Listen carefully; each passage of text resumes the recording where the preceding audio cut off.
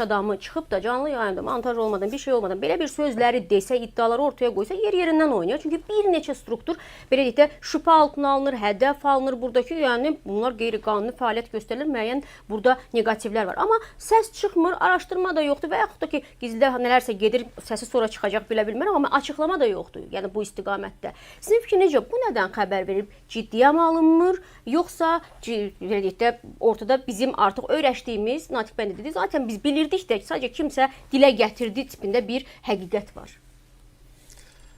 Aydındır, təşəkkür edirəm. Əvvəla onu qeyd edeyim ki, məlum müsahibəni mən də qulaq asmışam. Yəni xəbərim var məsələnin mahiyyətindən. Və eyni zamanda işimlə bağlı, yoxsa peşəmlə bağlı bu kimi özümün də bir araşdırmalarım var. Bir insan psixologiyasını tanımaq baxımından. Və hesab edirəm ki... Psixolog baxımından, onun psixoloji baxımından. Bəli, bəli. Və hesab edirəm ki, Şəruli İsfəndiyar kimilər bu günləri ayrı-ayrı ölkələrin də deməli iş adamları arasında kifayət qədər çoxdur. Və əslində çox qəribə bir tendensiya da var. Çox böyük iş adamlarının elə dərin savadı da olmur. Belə ciddi araşdırma aparanda belə nəticələr də özə çıxır. Sadəcə onların fərqi, məsələn, baxırsan ki, intellektualdır, savadlıdır, böyük dünya görüşü var, amma belə bir maliyyə imkanları yoxdur. Uyğun maliyyə imkanlarına malik deyil. Baxırsan elə bir savadı yoxdur, intellekti yoxdur, amma geniş deməli maliyyə potensiallı imkanına malikdir. Yəni bu bir paradoksdur. Yox, paradoks deyil, mən deyərdim. Məsələ ondadır ki, bu intellektualların belə bir zəif nöqtəsi var ki, bunlar bir içində inan var ki, mən bu biliyim, bu deməli savadın sahibiyəmsə, mən başqalarından niyə soruşmalıyım? Elə o cəmaət məndən soruşur, məndən öyrənirlər və özü problem və problemin həlli ilə məşğul olur və nəyəsə tək gücünə, öz potensialı hesabına nail olmaq istəyir. Amma psixologiya elmi də sübut edir ki, bu tip insanlar, hansı ki, onların elə bir intellekti və savadı yoxdur. Onlar nəyəsə düşünüb cavabını da tapa bilməyəcəklər. Onlarda başqa bir qabiliyyət var. Bu kimi suallar, yəni onların çox aydın məqsədi olur. Məsələn, bu Şəruli İsfəndiyarın aydın məqsədi olur ki, onun həyatının mənasını çox pul qazanmaq təşkil edib. Son məqsəd budur. Böyük pul sahibi olmaq, böyük imkan sahibi olmaq. Bu məqsədə gedən yolda onun savadı, intellekti heç bir imkan vermir. Siz fikir verirsiniz, orada bir detallar var idi ki, heç adın yaza bilmir, onu proqram qoyurlar. Hətta atası buna təəccüblənir. Nəyin hesabına? Bax, onun hesabına ki, problemi həll edə biləcək insanlara yol tapmaq, onlarla ünsiyyətə girmək, onlarla dost olmaq. O baxımdan həmin proqramda o bir şey düz demədi. Mən deyirəm, hətta yalan dedi. O söylədi ki, heç bir şəxsin köməyi olmadan bunlar edib. Tamamilə hesab edirəm ki, həqiqətə daban-dabana zidd olan məsələdir və sonsuz sayda sübutlar var ki, bu tip insanların uğurunun kökündə dayanır.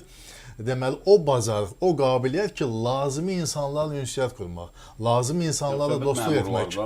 Dostluq etmək ola bilsin ki, iş adamları və sair iş adamları da ola bilər, digər insanlar da ola bilər, onu bilmirəm. Amma sadəcə bu belə hallar çoxdur. Məsələn, orada bir detal var idi. Bakıya təzə gəlmişəm, oturmuşam. Gördüm ki, bir nəfərlə söhbət edil, hansısa, nə bilim, alüminiumdan, məsələn, onlar lazımdır. Bax, bir başqa intellektual, savadlı intellektual adamı siz təsəvvür edirsiniz ki, yerindən qalxa, yaxınlaşır o adamlara və deyə bilər ki, o məsələdə sizə köməklik edə bilərəm. Heç bunu ağlınıza gətirməyin.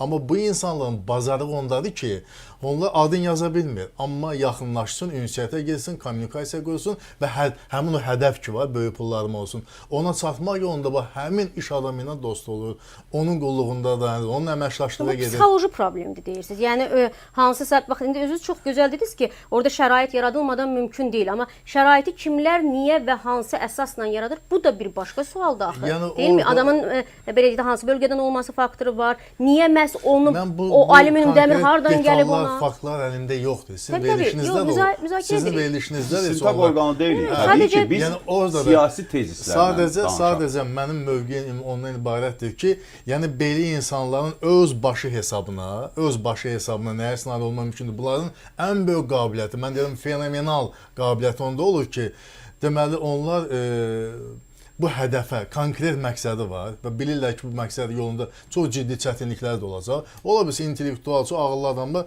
bu çətinlikləri görüb bir dəfəlik ondan üzülüşür. Hətta böyük pul qazanmaq heç hədəfi də olmur. Amma bunun hədəfi o istiqamətdə gedir və gec-tez də olsa, bilirsiniz, O konkret hədəfin elə məqsədi olması problem deyil. Hamımızın hədəfimiz var, Yəni, amma bizə amma işıq problem yandırılırmı, Yox, yaşıl indi işıq o sözümün məsələdir. canı odur ki, bunu Bəli. hər təkcə elə taleylə, bəxtlə, uğurla yox. Yəni Zaten ona heç kim inanmır Azərbaycanda. Sistemdən Yox, qaynaqlanır böyük problem. pul sahibləri təkcə Azərbaycanda demirəm, amma dünya miqyasında mən bəzi deməli analoji variantları da araşdırmışam və görürəm ki, bu insanların ən böyük bazarlığında olur ki, yəni bu insanlar böyük pullar qazanmaq üçün yerində oturub saymırlar. Öz gücünə arxalanmırlar. Bunlar başlı hərəkətə keçirlər və əqidə dostları tapırlar və ondan yəni yaxşı işbazlığı bacarırlar. Yeri gələndə son dərəcə deməli necə deyim o ifadəni əzazil deyirlər. Əzazil. O cür də ola bilirlər. Sonra son dərəcə mərhəmətli bir görünüşlər ola bilirlər. Məsələn, belə hallar mən mətbuatda oxumuşam. Yaxınlaşır 90-cı illərin əvvəllərdir. Deməli, kvadrat metrəsini 200 manatdan binanı alır. Bu şəxsdən binanı alır, mənzili alır. Və 2 ay, 3 ay ödəyə bilmir. 2-3 ay ödəyə bilməyəndən sonra gedir yanına, deyir ki, bəs mən ödəməmişəm, yəni imkanım olmur, indi ödəyirəm. Deyir, yox, ödəmirsən, daha sənin evin, nə ödəmirsən, hamısını geri qaytarır. Həmin ev, çünki həmin 3 ayda daha 200-600 manata qalxıb. Və Allah sənin köhnə pulunu ödədiklərini və sən get. Bu 600 manatdan artıq satır və bu kimi şikayətləri mətbuatda ifadə edirlər. Yəni yeri gələndə son dərəcə o əzazil, onun ev problemi həll olacaq, həll olmayacaq, onun heç bir mənası yoxdur. Biznes hər yerdədir. Yəni bu dərəcədə yəni sərt belə hərəkətlər də eləyə bilirlər.